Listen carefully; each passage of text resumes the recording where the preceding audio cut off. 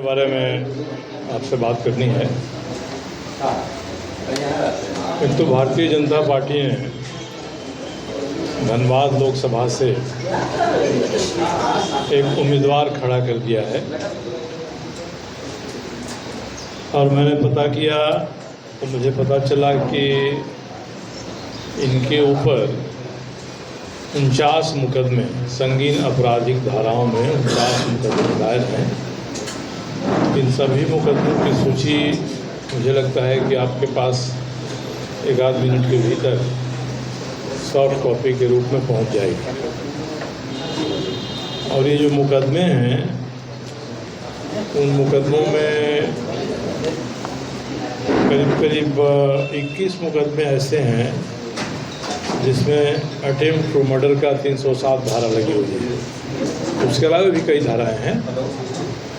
13 मुकदमे ऐसे हैं जिसमें 384, 85 जो CRPC की धाराएं हैं, रंगदारी मांगने का, लोगों को परेशान करने का, ये लगा हुआ है। और 15 मामले ऐसे हैं जिसमें आर्म्स एक्ट लगे हुए हैं। तो इसमें से 4 मुकदमों में जिनकी सूची मैंने दिया है, 4 मुकदमों में इनको 3 में 1 साल की और चौथे में 1.5 साल की सज़ा हो गई है। अब ये चुनौती दे रहे हैं कि मैं निर्दोष हूँ और मैं क्रांतिकारी हूँ, मजदूरों की लड़ाई लड़ता हूँ। कोर्ट ने जिनमें सज़ा दिया है 4 मुकदमों में, उनके बारे में भारतीय जनता पार्टी को जवाब देना चाहिए। उनके उम्मीदवार से कोई सवाल पूछने का मतलब नहीं है। और मेरी चुनौती है कि भाजपा के जो नेता हैं, संगठन महामंत्री हैं या इनके अध्यक्ष हैं, ये इसका जवाब दे दें। तो ये इनके मुकदमों का है और हाफ सेंचुरी हो गया। 50वां मुकदमा इनके खिलाफ कल कृष्णा अग्रवाल ने, जिनको प्रिंस खान ने और इन्होंने धमकाया था, उसने किया हुआ है। तो ये मुकदमों की सूची है, आप देख लेंगे, इसमें क्लियर है। अब जो मुकदमों में सज़ा हुई है उनको कुल मिला के 4.5 साल की सज़ा हुई है। और मैंने आपको जो दस्तावेज दिया है हैंड आउट, उसमें सुप्रीम कोर्ट का एक जजमेंट शामिल है। तो कहाँ ये राजेश, सुप्रीम कोर्ट का जजमेंट शामिल है। उसका जो ऑपरेटिव पोर्शन है मैंने दे दिया। उसमें सुप्रीम कोर्ट ने कहा है उस मुकदमे में कि एक अभियुक्त के खिलाफ अगर कई मुकदमे हैं तो जो ये नियम है कि 2 साल से अधिक की सज़ा होगी तो आपकी सज़ा चली जाएगी। तो ये सभी मुकदमों में मिली हुई सज़ा को जोड़ दिया जाएगा और जोड़ने के बाद फैसला होगा। उस तरह से देखिए तो 4 मुकदमों में इनको 4.5 साल की सज़ा हो गई है। तो उसके हिसाब से तो चुनाव लड़ने के लिए योग्य ही नहीं है। पता नहीं भारतीय जनता पार्टी के नेताओं ने इस पर ध्यान दिया कि नहीं दिया। और धनबाद के किसी व्यक्ति ने झारखंड विधानसभा के अध्यक्ष के सामने इस बात के बारे में शिकायत भी दर्ज कराया हुआ। उन्होंने फैसला नहीं किया है इस पर। तो इनके उम्मीदवार न केवल आपराधिक मुकदमों में सजा पाए हैं, बल्कि चुनाव लड़ने के भी योग्य नहीं हैं। ये 2 बातें मुख्य थीं जो बतानी थी। तीसरी क्या है कि ये उम्मीदवार और इनकी पार्टी ये कह रही है कि इनका विरोध क्यों हो रहा है। विरोध इसलिए हो रहा है कि ये OBC से हैं और धनबाद में पहली बार OBC को टिकट मिला है।